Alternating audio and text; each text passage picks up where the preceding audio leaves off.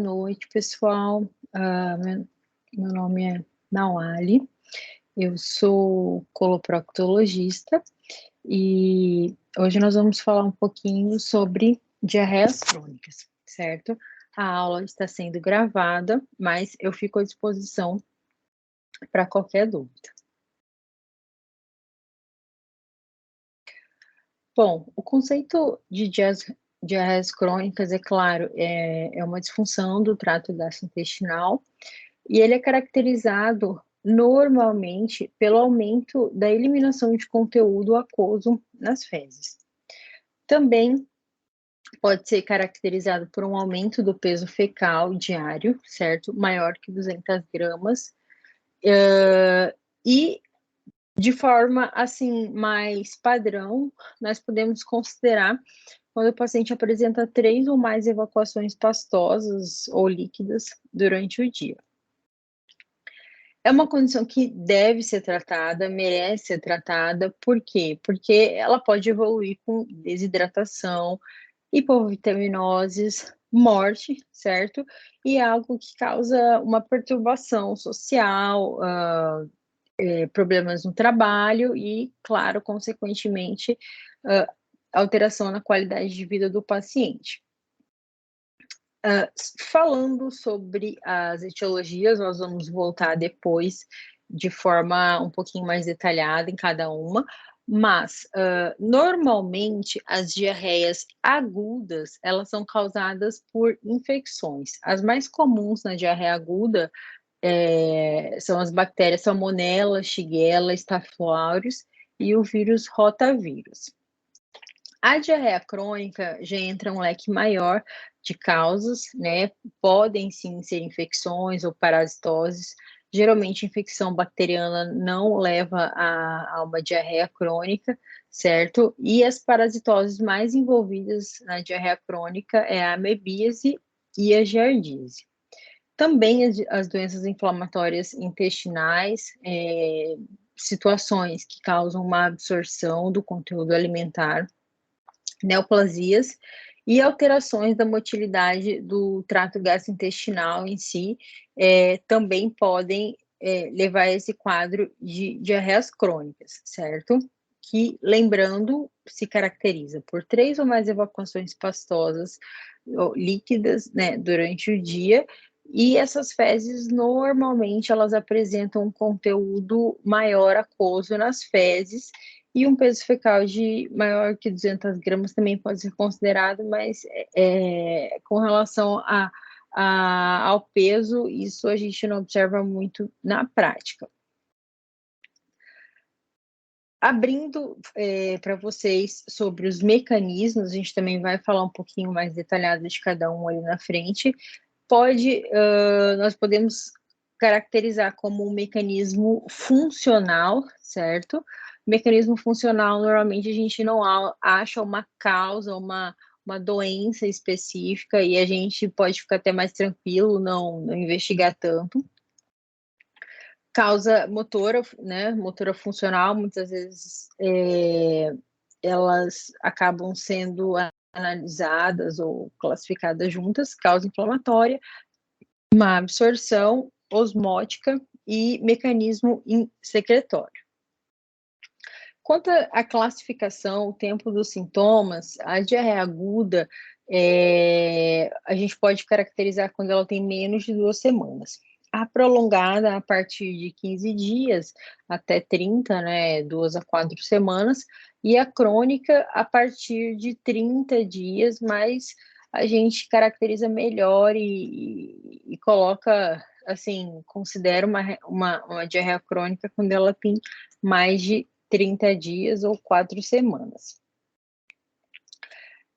A investigação, a anamnese, é algo assim que é muito norteador, necessário, né? E uma anamnese bem feita é o que vai nos ajudar a solicitar os exames complementares direcionados, né, para poder fazer um melhor diagnóstico desse paciente. Porém, muitas vezes, pessoal, só a anamnese, a história clínica, né, ela já elucida bastante. Com relação à idade, ela, por exemplo, um paciente mais velho, nós podemos pensar em neoplasia, já um paciente mais novo é quase que descartado esse mecanismo e, consequentemente, a solicitação de uma colonoscopia.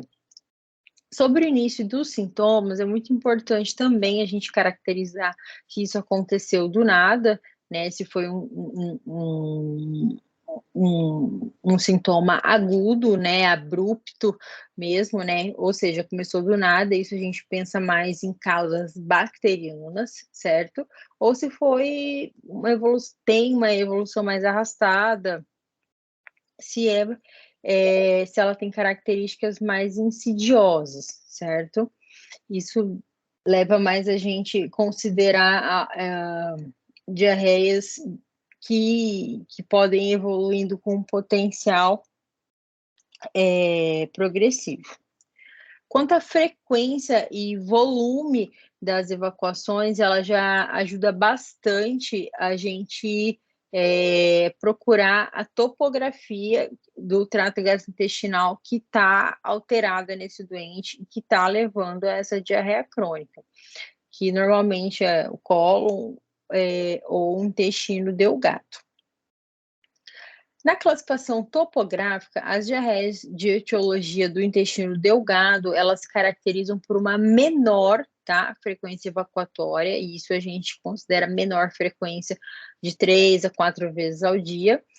São fezes que também possuem um volume fecal maior, e normalmente as características dessa diarreia elas são bastante associadas à distensão abdominal, flatulência, porque tem muito a ver com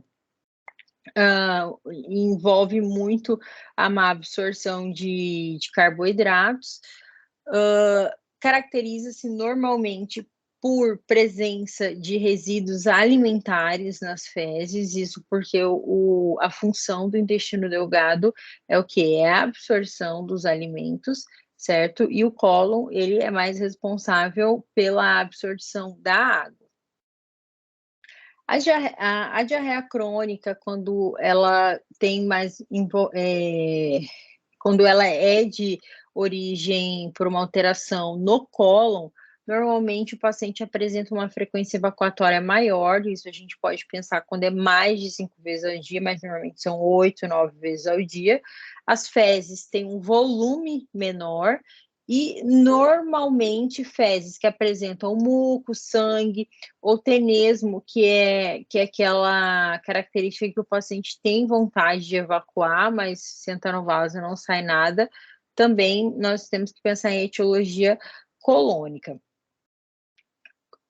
No delgado, claro, tem a doença celíaca, causas cirúrgicas, a gente vai conversar um pouquinho mais, mas está muito relacionado normalmente com quadros desabsortivos e a etiologia infecciosa.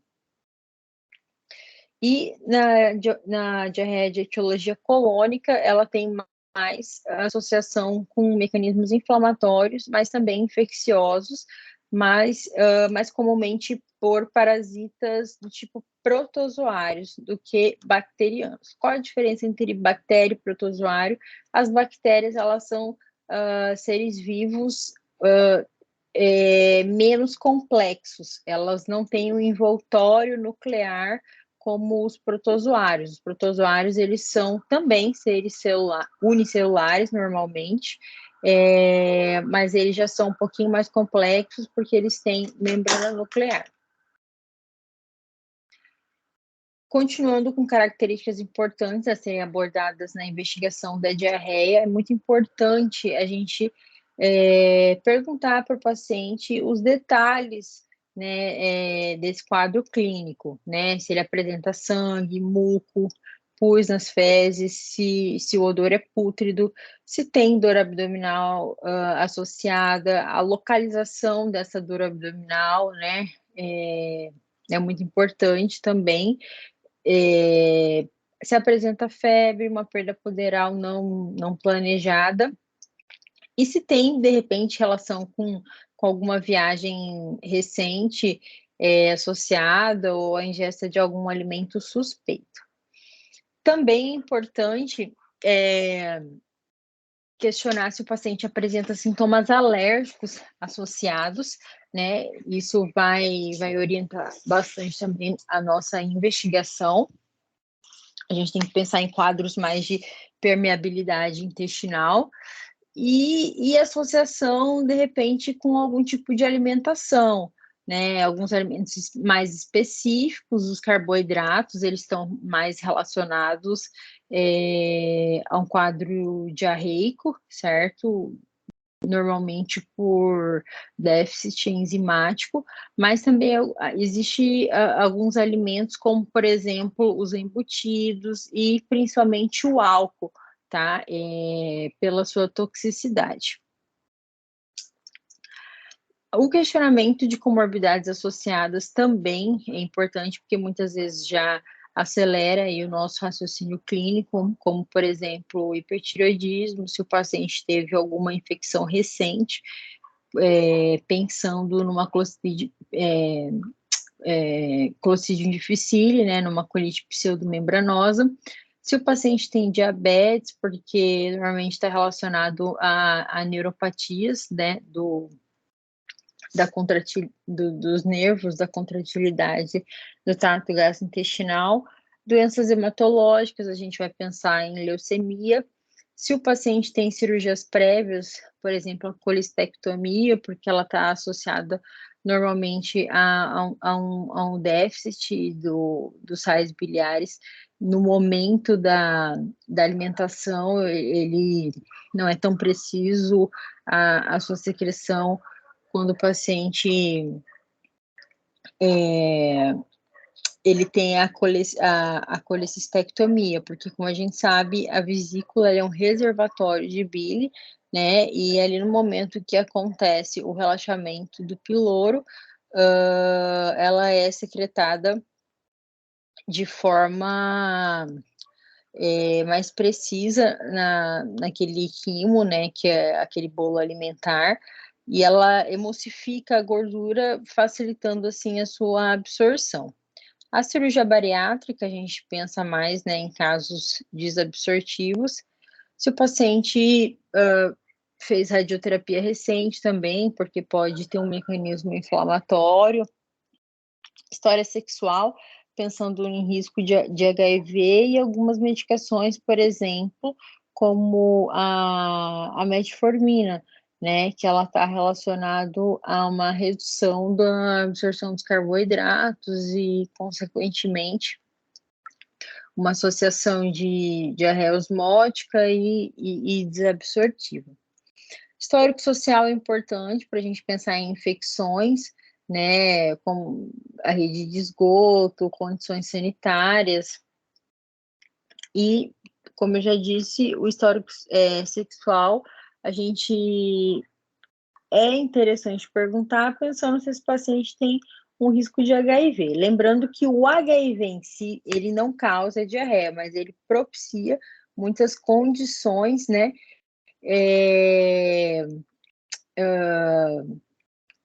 oportunistas. É sempre importante também perguntar sobre os sinais de alarme, se o paciente foi diagnosticado com alguma anemia recente, se tem perda ponderal não intencional, sem dieta, pacientes com alteração do hábito intestinal com mais de 50 anos, 45, 50 anos, a gente já abre o pensamento para neoplasias, se tem associação com sangramento. Dor abdominal noturna, como a gente vai falar um pouquinho mais para frente, tem a ver com o mecanismo que a gente vai pensar, né, dessa diarreia. Se ele apresenta dor abdominal progressiva também, tá? Esses aí são sinais de alarme que é interessante o médico não especialista, de repente, sim, como nós vamos ver lá na frente, tratar esse paciente com medidas de suporte, mas já encaminhar um especialista. Então, detalhando melhor os mecanismos fisiopatológicos das causas de diarreia crônica, a gente tem a diarreia funcional, que é aquela situação que nós não conseguimos encontrar nenhuma doença orgânica, né, nenhum problema, nenhuma patologia em si que justifique esse quadro, certo? O paciente deve ser ausente de sinais de alarme, senão isso aí já descarta com certeza uma causa funcional. E a causa funcional é aquela que a gente considera como síndrome do intestino irritável, aquela diarreia também considerada muitas vezes por estresse, né? E quais são os critérios, os últimos critérios da síndrome do intestino irritável aí que pode estar associado a uma diarreia crônica? O paciente necessariamente ele deve apresentar uma dor abdominal recorrente de pelo menos uma vez na semana há pelo menos 3 meses, e isso tem que estar acontecendo pelo menos nos últimos 6 meses, associado a 2 ou mais dos seguintes sintomas: dor abdominal associada à evacuação, né? Se ele sente dor abdominal e tem vontade de evacuar, essa evacuação normalmente ela alivia a dor. Se a dor ela tem associação com alguma frequência da evacuatória, né? Ou se tem uma mudança na consistência das fezes. Diarreia crônica motora é quando ocorre um aumento do trânsito intestinal, que pode ser, por exemplo, secundária a alguma doença sistêmica, né? A esclerodermia, ela afeta o plexo motor, normalmente intrínseco do intestino, e o hipertireoidismo, que vai acabar acelerando esse trânsito intestinal. As intervenções cirúrgicas, por exemplo, como uma vagotomia ou uma gastrectomia parcial, elas também podem interferir nisso e serem classificadas como uma diarreia crônica motora. Também é preciso pensar que algumas condições que reduzem o trânsito intestinal, proporcionando uma estase no intestino delgado, elas favorecem o supercrescimento bacteriano e do delgado, né? A gente sabe que o delgado, ele apresenta um número muito menor de bactérias do que o cólon. O intestino delgado, como eu já falei, ele é a parte do trato gastrointestinal que é responsável pela absorção dos nutrientes, né, dos alimentos, e um supercrescimento bacteriano, que é quando a gente considera que as bactérias que normalmente vivem no colo, elas povoam o intestino delgado, e o que acontece é que no intestino delgado elas causam a desconjugação dos sais biliares, por exemplo, das moléculas de lipídio, certo? E isso vai resultar o quê? Em uma má absorção, principalmente de lipídios, tá?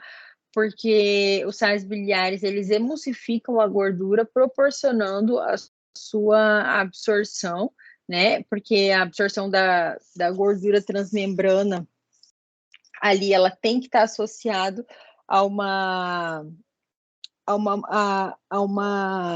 um carreador, no caso, os sais biliares.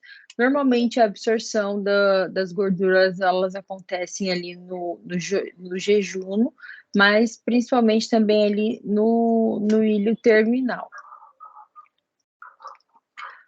O mecanismo da diarreia inflamatória está relacionado sempre a uma ruptura, a uma lesão da célula intestinal, certo? Então, alterações estruturais nas velocidades colônicas, nos enterócitos, eles vão causar um quadro de diarreia, um quadro de má absorção, tá? E isso normalmente a gente evidencia nas doenças inflamatórias intestinais, a colite microscópica. O que é uma colite microscópica? É quando o paciente apresenta, por exemplo, uma diarreia crônica, certo? mais 3 vezes ao dia ou alterado, associado à alteração da consistência das fezes por mais de 4 semanas, quadro de colite isquêmica também, colite actínica, que está relacionado à radioterapia. Infecções como amebíase, estrongiloides, Yersinia, citomegalovírus, herpes vírus, tuberculose e Clostridium difficile também causam dano nos enterócitos e, consequentemente, uma diarreia de mecanismo inflamatório, certo? Pode ou não estar associado a sinais inflamatórios sistêmicos, como taquicardia, mal-estar. Dor abdominal normalmente está presente, principalmente quando essa diarreia ela vem do delgado, e como a gente já viu anteriormente, normalmente o mecanismo inflamatório acontece ali mais no ilho terminal, mas principalmente no colo, e está relacionada com muco, pus e sangue, tá? Eu coloquei aqui as doenças inflamatórias, mas também tem bastante associação com a parte infecciosa. O mecanismo desabsortivo já fala por si só, né? Normalmente nós vamos observar a presença de resíduos alimentares nas fezes, ou seja, esses alimentos inteiros, está associado a uma produção excessiva de gases, tá? Por quê? Se o alimento ele não é absorvido no intestino delgado, esse alimento ele chega inteiro no cólon, e o nosso colo não tem interesse nenhum e nem função de ficar absorvendo ou tentar quebrar esses carboidratos. Então, eles acabam sendo fermentados por bactérias, certo? Isso é uma fermentação ácida, e essa fermentação ela acaba aumentando o quê? A produção de gases, e os ácidos, eles também estimulam ali muitas vezes o peristaltismo e secreção de água pelo colo. Também nas causas desabsortivas, nós podemos evidenciar bastante a esteatorreia, que é a eliminação de conteúdo gorduroso nas fezes. Isso normalmente a gente vai observar fezes de consistência mais amareladas, brilhosas ali, que ficam mais aderidas ao vaso, né, com conteúdo gorduroso. E a esteatorreia, principalmente, certo? Ela está relacionada a uma condição de má absorção, certo? No caso, por exemplo, a gente tem ali a doença celíaca, que é uma doença autoimune, né? E essa lesão dos enterócitos, ali principalmente no jejum, no ilho terminal, ela pode levar a uma condição de má absorção, principalmente de gorduras, tá? Porque os carboidratos, normalmente, eles são absorvidos ali mais na parte alta do delgado. As deficiências de disacaridades, por exemplo, como sorbitol, frutose, lactose, também elas estão associadas a uma diarreia do tipo absortivo, tá? Por exemplo, vou dar um exemplo para vocês entenderem melhor isso. A molécula de lactose é um carboidrato, tá? Que ele precisa sofrer uma ação enzimática para ser quebrado e poder ser absorvido. Isso aumenta a glicose. Se isso não acontece, esse carboidrato não é absorvido, porque ele não consegue ser absorvido ali na forma de um disacarídeo, certo? Que são duas moléculas de carboidratos juntas, e acaba sendo, como eu já disse, fermentado, né, no cólon por bactérias comensais, e aumentando a produção de gases, e muitas vezes o conteúdo osmótico do do cólon, tá?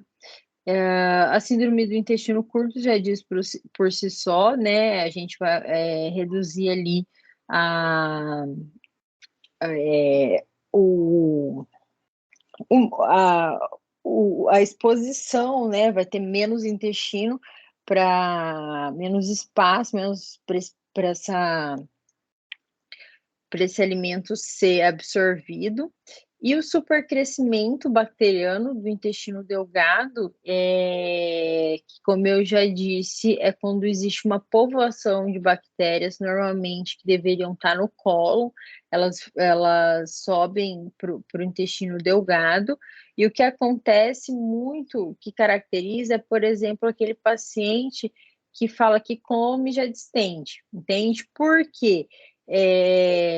No delgado é para ele comer, mastigar, né? Ali o alimento no estômago, ele não é para sofrer processo de quebra que a mastigação deve exercer, então é como se ele fosse cozido, a gente chama isso de quimo, e depois sofre a ação enzimática das enzimas liberadas pelo pâncreas. Então, no supercrescimento bacteriano, esse alimento, quando ele chega ali no delgado, as bactérias rapidamente já começam a fermentar, a fazer um processo de digestão disso, e daí entra num mecanismo mais de parasitas do que um mecanismo simbiótico, que é o ideal das bactérias no nosso intestino. Outra forma de uma diarreia desabsortiva é naqueles casos de insuficiência pancreática exócrina, né? Porque o pâncreas ele libera ali as enzimas amilase, lipase, protease, que permite que daí seja absorvido, porque a nossa comida ela não consegue ser absorvida sem sofrer ação enzimática, como eu já disse. E nos casos de deficiências de sais biliares, que acontece muito nos casos de supercrescimento bacteriano, e, por exemplo, em pacientes que passaram por colestectomia. O paciente não deixa de liberar sais biliares no trato gastrointestinal, mas normalmente eles são excretados em menor quantidade e nem sempre no momento que o quimo cai no delgado. O mecanismo osmótico normalmente são fezes com conteúdo aquoso. Esses pacientes eles têm um maior risco de sofrer desidratação, tá? E ele ocorre quando tem a presença de elementos osmoticamente ativos no lume intestinal. Normalmente está associado ao abuso de álcool, né? Laxativos,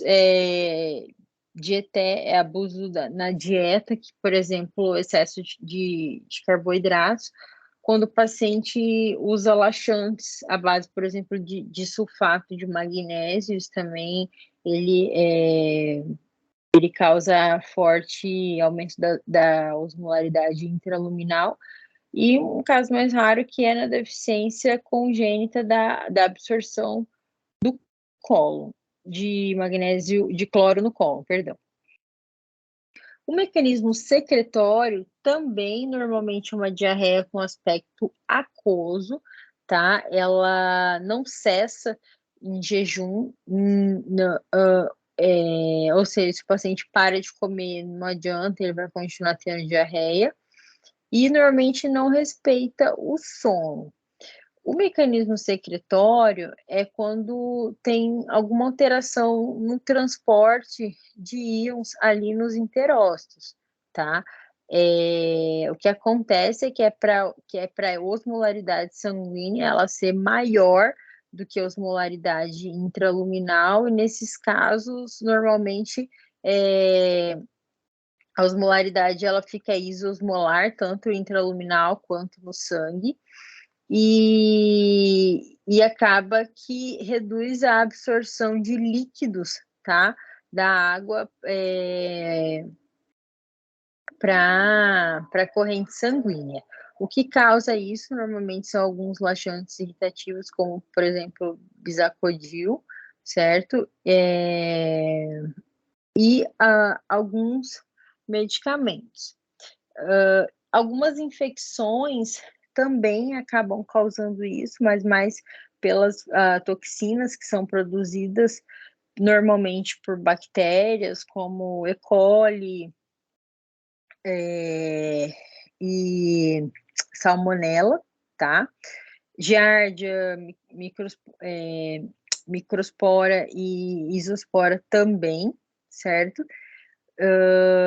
Em casos pós-colestectomia pela má absorção de sais biliares no delgado, porque no cólon esses sais biliares eles acabam afetando esse transporte ideal e o conteúdo ele fica isoosmolar, né? Ele estimula mais a não absorção de água. Então, como vocês podem ver, os mecanismos eles meio que se misturam, então por isso que é muito importante uma história clínica detalhada.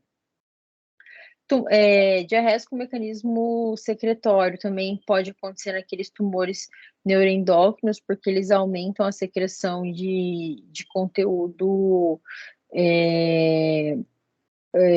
do trato gastrointestinal e pancreática, exemplo, nós temos o gastrinoma, vipoma, tumor carcinoide de medula, e nas neoplasias, por exemplo, linfoma e adenocarcinoma, também acontece um mecanismo secretório.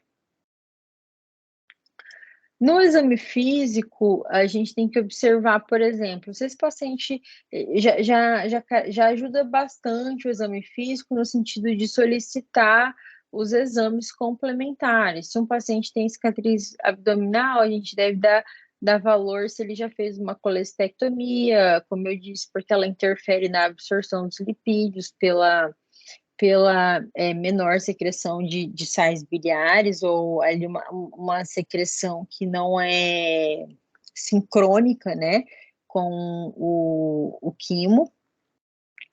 Dor abdominal normalmente orienta mais a gente pensar numa causa inflamatória, presença de massas abdominais, neoplasias ou doenças inflamatórias também. Se esse paciente tem anemia, a gente pensa em neoplasia, uma doença inflamatória intestinal de causa autoimune. Úlcera oral também, a gente pensa em doença inflamatória, Crohn. E na presença de linfonodomegalia, a gente pensa normalmente, né, pode sim ser algumas infecções, tá? Tipo sífilis está muito relacionado à linfonodomegalia, mas não causa diarreia, então a gente pensa normalmente em linfoma e HIV. HIV, como eu disse, mais pensando em infecções oportunistas, ok? Úlcera oral, doença inflamatória intestinal, é normalmente Crohn, tá? A doença de Crohn é uma doença autoimune que é o quê? É quando o nosso corpo acaba atacando ele mesmo, porque ele vê componentes ali no lumen intestinal que ele confunde com agentes invasores e acaba lançando um processo ali inflamatório para tentar combater algo, e isso, consequentemente, acaba causando dano, ruptura ali da barreira intestinal, tá? É muito importante o clínico fazer o exame proctológico, avaliando, por exemplo, a parte de inspeção, porque fissuras, fístulas, no paciente com diarreia crônica, a gente deve pensar em doença de Crohn, tá? Observar se tem sangramento ali em dedo de luva. Quando tem sangramento, é um dos sinais de alarme, a gente tem que pensar em encaminhar esse paciente para um especialista para poder pedir uma colonoscopia. E o toque retal é muito importante a gente avaliar o tônus, porque tem muitos pacientes que têm incontinência fecal e eles consideram isso como diarreia, tá? Então, além da história clínica bem detalhada, perguntando questões de urgência, continência, um tônus hipotônico também guia principalmente no nosso tratamento. A parte de laboratório, vocês podem ser, assim, bem tranquilos em pedir os exames, tá? Pensando num clínico geral, assim, UPA, postinho, a gente pede mais um hemograma, né, PCR, que é a proteína C reativa, VHS. O VHS ele é mais usado na reumato do que na prófito. Função renal, que é a ureia, creatinina e eletrólitos, a gente pede mais naqueles pacientes que têm uma diarreia com característica aquosa, tá? Que tem grande risco de desidratação.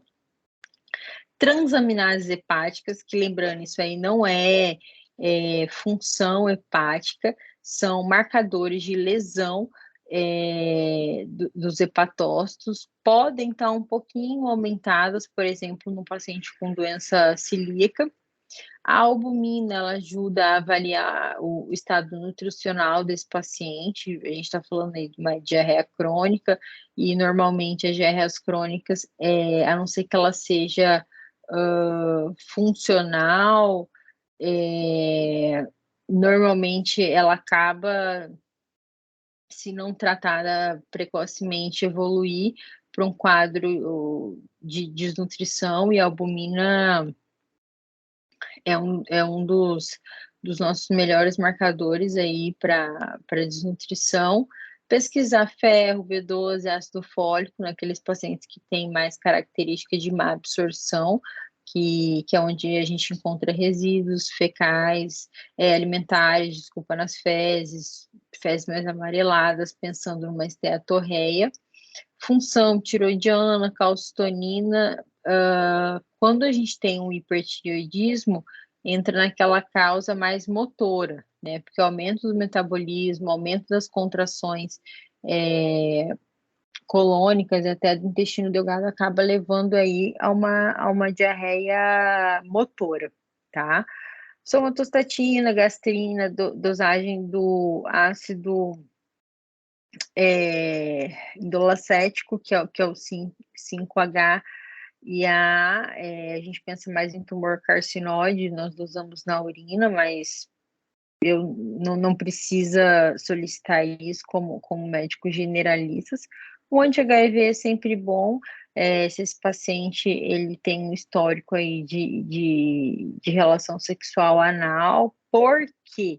Por que a relação sexual anal ela é tão mais associada a DSTs, tá?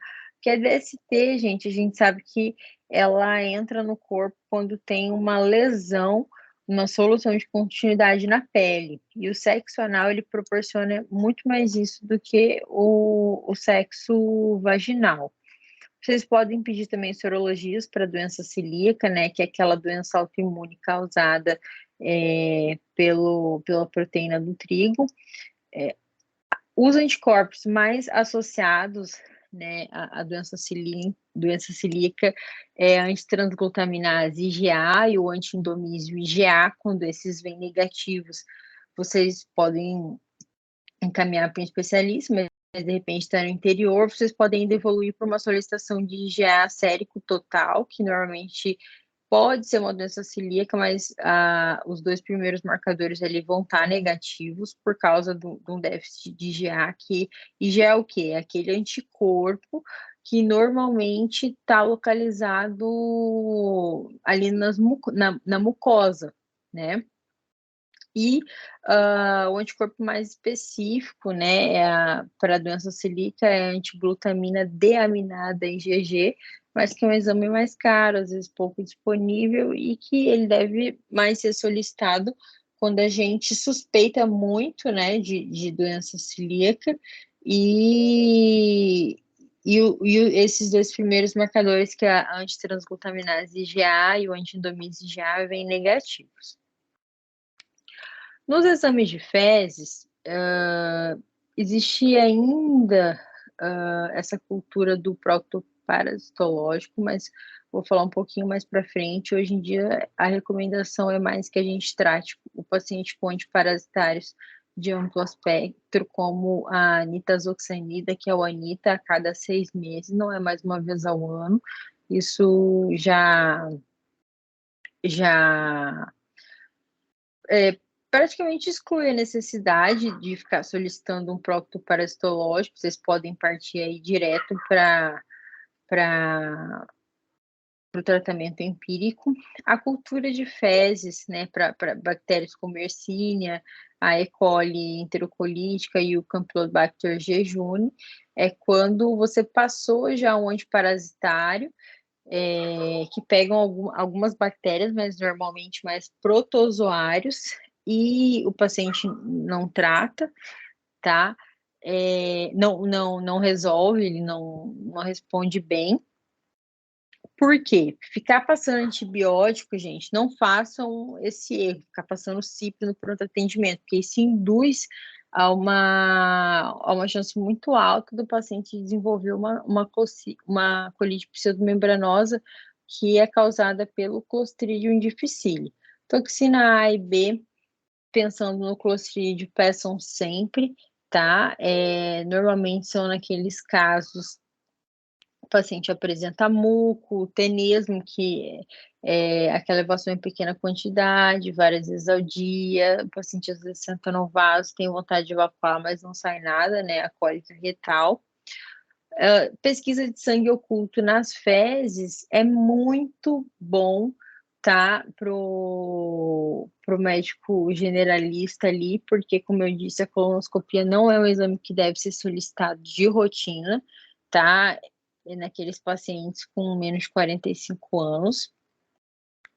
E o teste fecal de Sudan 3, que é um teste qualitativo, ele vai caracterizar um aumento, né,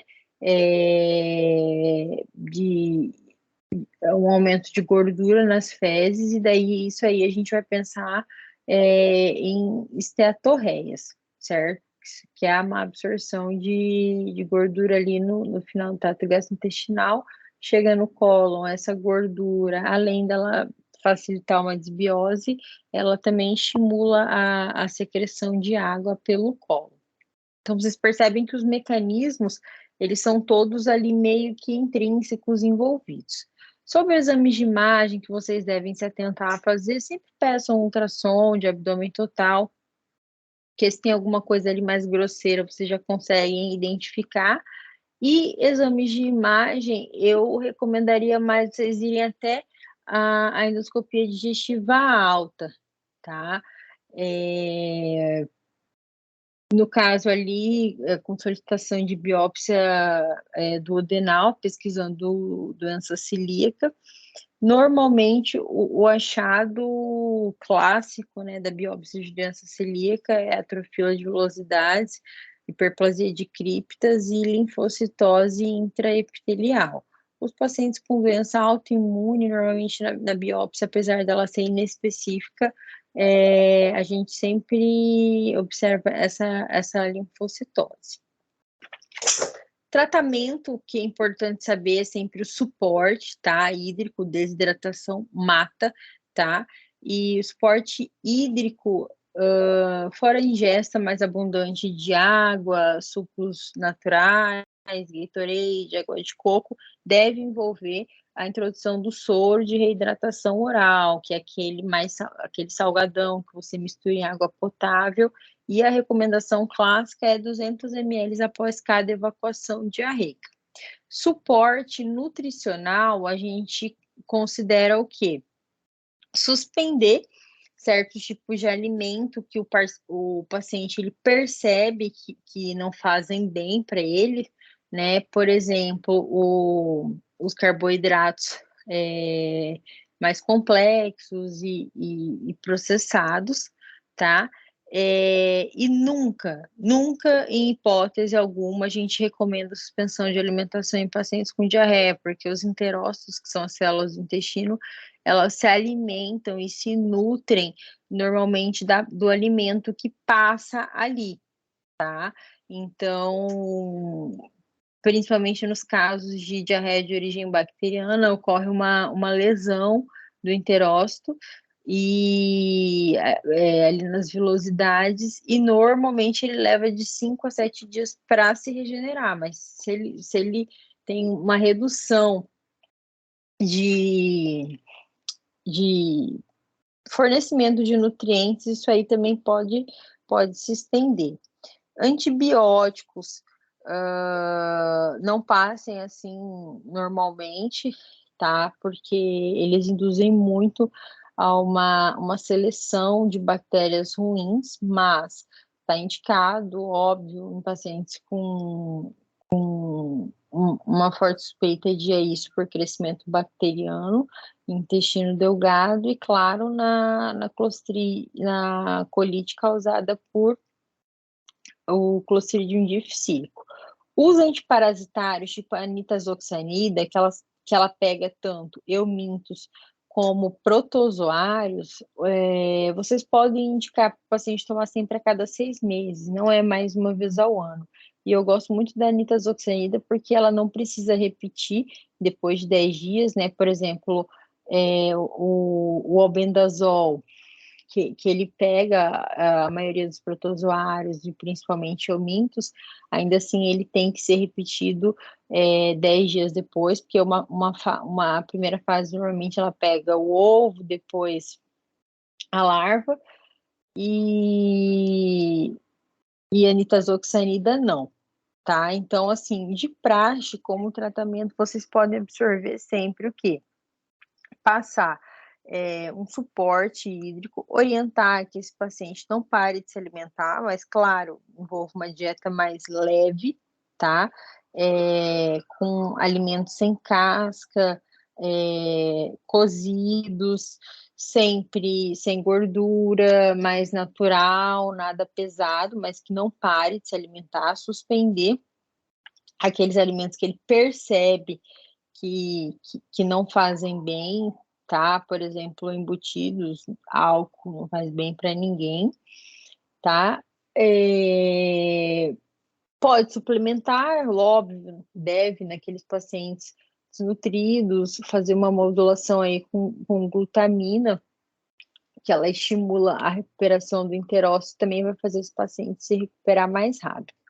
Imunossupressores, eles acabam que são usados naqueles pacientes com diarreia de origem autoimune, tá? Que mais de tratamento que eu acho importante vocês absorverem? Eu acho que é mais isso. Suporte. Buscopan, tá? Para dor abdominal e diarreia. Gente, não passem Buscopan ou Imosec, tá?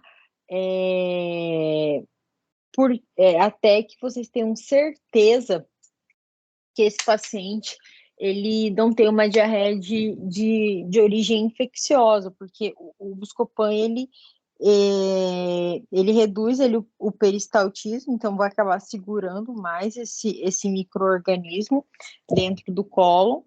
E o Imosec, ele reduz o peristaltismo colônico, então também vai segurar isso daí. Então, mas analgésicos comum, hidratação, de praxe, vocês podem passar um antiparasitário, certo? E naqueles casos que tem sinais de alarme, encaminhar sempre para o especialista, o gastro ou o prócto, tá? Bom, eu acho que é esse o recado que eu tinha que dar. Fico à disposição para as dúvidas, certo? E o recado é que a anamnese é sempre muito, muito importante, tá bom? Um abração, fiquem com Deus, boa noite.